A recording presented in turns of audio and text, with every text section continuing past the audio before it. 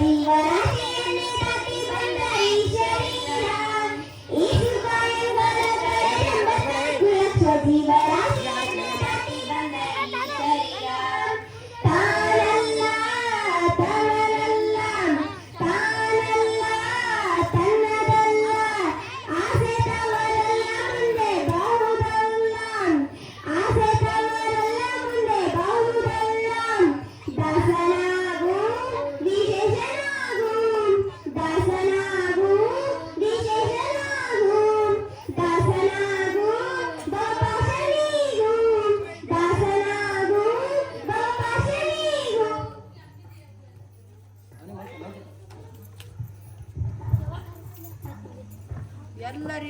ಎಲ್ಲರಿಗೂ ಹರೇ ಕೃಷ್ಣ. ನಾನು ಯಾರು ಎಂದು ನಿಮಗೆ ನನ್ನ ಈ ವೇಷ ಮತ್ತು ನನ್ನ ಈ ಕಂಬಳಿ ನೋಡಿ ನಿಮಗೆ ಈಗಾಗಲೇ ತಿಳಿದಿರಬೇಕು. ಹೌದು, ನಾನು ಅವನೇ.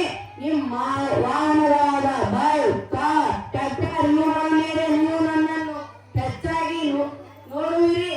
ಜೈ ಕನಕ ಎಂದು. ಹೌದು, ನಾನು ನಿಮ್ಮ ಆ ಕನಕ. ನಾನು ಕೇವಲ ನಿಮ್ಮ ವಾಹನಗಳ ಹಿಂದಿನ ಚಿತ್ರ ಮಾತ್ರವೇ. ನನ್ನನ್ನು ಬರೀ ನೀವು ಅಲ್ಲೇ ಕಾಣುವಿರಿ. ವರ್ಷದಲ್ಲಿ ಒಂದು ದಿನ ಜಯಂತಿ ಮಾಡಿ ವಾಹನಗಳ ಮೂಲಕ ಮಾಲಿನ್ಯ ಮಾಡಿ ವಾಹನಗಳ ಮೇಲೆ ಧ್ವಜ ಹಾರಿಸುವುದಕ್ಕೆ ಇದೇ ಅಲ್ಲ ನೀವೆಲ್ಲ ಮಾಡುತ್ತಿರುವುದು. ನಾನು ನನ್ನ ಜೀವನವೆಲ್ಲ ಶ್ರಮಿಸಿ ಹಲವಾರು ಭಜನೆ ಕೀರ್ತನೆಗಳಿಂದ ಈ ಸಮಾಜದ ಸುಧಾರಣೆಗಾಗಿ ನನ್ನ ಜೀವನವನ್ನು ಮುಡುಪಾಗಿಟ್ಟೆ. ನಾನು ಹೇಳಿರುವ ಮಾತುಗಳಲ್ಲಿ ಒಂದಾದ ಕುಲ ಕುಲ ಕುಲವೆಂದು ಬಡದಾಡಿದಿರಿ. ನಿಮ್ಮ ಕುಲದಲ್ಲಿ ಏನಾದರೂ ಬಂದಿರಾ? ಈ ಎಲ್ಲ ನನ್ನ ಮಾತುಗಳು ಬರೀ ಪುಸ್ತಕದಲ್ಲಿ ಬರೆದಿಟ್ಟಿದ್ದೀರಿ. ಹೌದು, ನಾನು ನಿಮ್ಮ ಆ ಕನಕ. ನಾನು ಬರೀ ಕುರುಬ ಸಮಾಜಕ್ಕೆ ಸೇರಿದವನಲ್ಲ, ಇಡೀ ಜಗತ್ತಿಗೆ ಸೇರಿದವನು.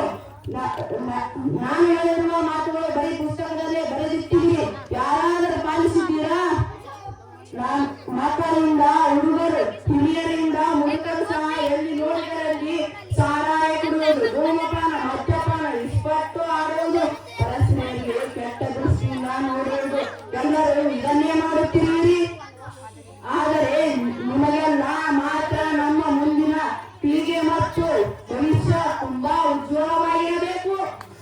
ಭಲೇ ಮಾನವ, ಭಲೇ ನೀನು. ನನ್ನ ನಿಜವಾದ ಹೆಸರು ದಾಸ ಕನಕ. ನಾನು ಶ್ರೀಕೃಷ್ಣ ಪರಮಾತ್ಮನ ದಾಸ.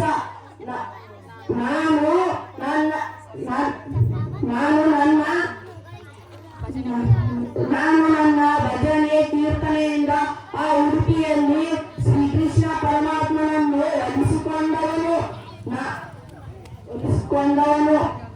ಈಗಲೂ ಉಡುಪಿಗೆ ಹೋಗಿ ನೋಡಿ. ಈಗಲೂ ನನ್ನ ಭಕ್ತಿ ಸ್ವರೂಪ ಕಿಂಡಿ ಕನಕನನ್ನು ಇಂದಿಗೂ ಕಾಣಬಹುದು. ನಾನು ನನ್ನ ಭಜನೆ ಕೀರ್ತನೆಗಳಲ್ಲಿ ಆ ನಿಜವಾದ ತಂದೆಯಾದ ಶ್ರೀಕೃಷ್ಣ ಪರಮಾತ್ಮನನ್ನು ಸೇರುವ ಸರಳ ಮಾರ್ಗವನ್ನು ಸಾರಿದ್ದೇನೆ. ನಾನು ಈ ಪುಟ್ಟ ಹುಡುಗನ ಮೂಲಕ ಮತ್ತೆ ಬಂದು ಹೇಳುತ್ತಿರುವೆ. ನಾನು ಯಾರನ್ನು ಭಜಿಸುತ್ತಿದ್ದೆ ಗೊತ್ತೇ? ಆ ಶ್ರೀಕೃಷ್ಣ ಪರಮಾತ್ಮ. ನಾನು ಯಾರನ್ನು ಭಜಿಸುತ್ತಿದ್ದೆ